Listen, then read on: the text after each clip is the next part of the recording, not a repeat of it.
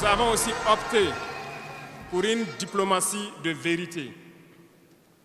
Nous ne comptons pas nous mettre dans certaines logiques de mentir ou de couvrir la réalité, soit disant que c'est la diplomatie. C'est faux. Ce n'est pas là la diplomatie. Je puis vous dire que ce que vous voyez en superstructure, lorsque les gens viennent en audience et sortent pour parler au micro, ce n'est qu'une partie visible de l'iceberg. Ce qui s'est passé à l'intérieur dans les huis clos, ça n'a rien à voir avec la diplomatie.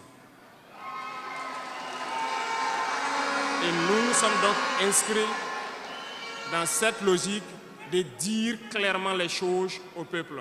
Certains vont nous critiquer, d'autres même iront à dire que non, un chef d'État ne doit pas parler comme ça, un chef d'État ne doit pas faire ça. Mais nous leur disons que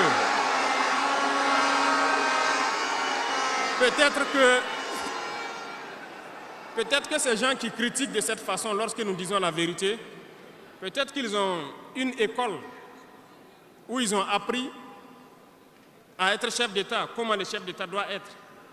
Sinon, je n'ai pas encore vu cette école. Et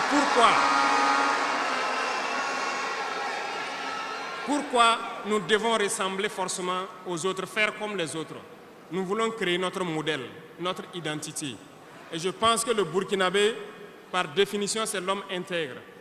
Nous voulons la vérité. Et lorsqu'il y a la vérité qui sort, même si nous avons fauté, il faut que nous ayons le courage de venir vous dire sur tel côté nous avons fauté, nous demandons pardon. Si vous nous pardonnez, vous nous pardonnez. Mais nous ne voulons plus nous inscrire dans cette diplomatie mensongère. Nous avons, dans une interview, parlé du régime ivoirien. Certains Burkinabés sont montés sur leurs chevaux et critiqués. Je le dis, j'insiste et je persiste. Nous n'avons rien contre le peuple ivoirien, mais nous avons quelque chose avec ceux qui dirigent la Côte d'Ivoire. Nous le disons et nous le répétons encore.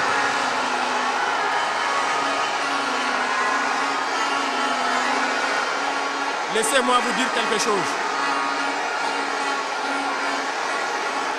Permettez-moi de vous dire quelque chose.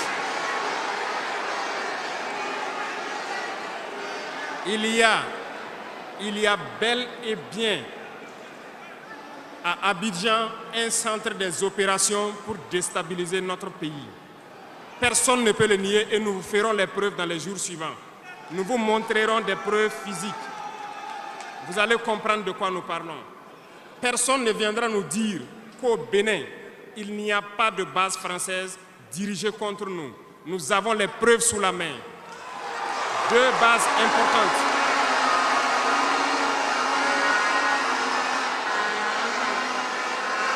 Nul ne peut le contester. Et je les mets au défi. Et nous n'avons rien contre le peuple béninois. Là, nous avons un problème avec la politique des dirigeants béninois. Et nous le disons haut et fort encore. Dans cette diplomatie, nous avons décidé de dire la vérité.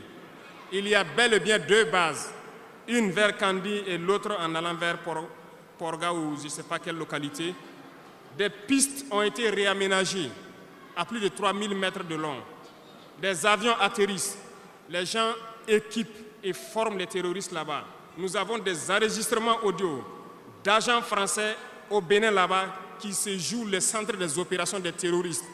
Ils montent les opérations avec eux. Ils les aident à se soigner. Ils font tout ce qu'il y a là-bas.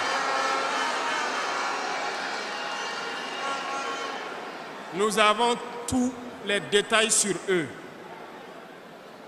Et vous ne voulez pas qu'on le dise à notre peuple? On va le dire. Si vous ne le voulez pas, s'ils ne le veulent pas, qu'ils arrêtent de se comporter ainsi. C'est simple. Nous n'avons forcé personne à prendre son indépendance. Si vous décidez de rester dans votre situation, mais ne prenez pas vos pays pour en faire des bases arrêts parce que ce sont vos populations qui vont en souffrir après. Et ce n'est pas une bonne politique. Nous le disons par expérience, et je le répète toujours, le Burkina a été une base arrière pour déstabiliser certains pays. Et ce n'est pas bien. Le Burkina a été une base arrière à un moment donné pour les terroristes ici. Voilà le prix que nous payons.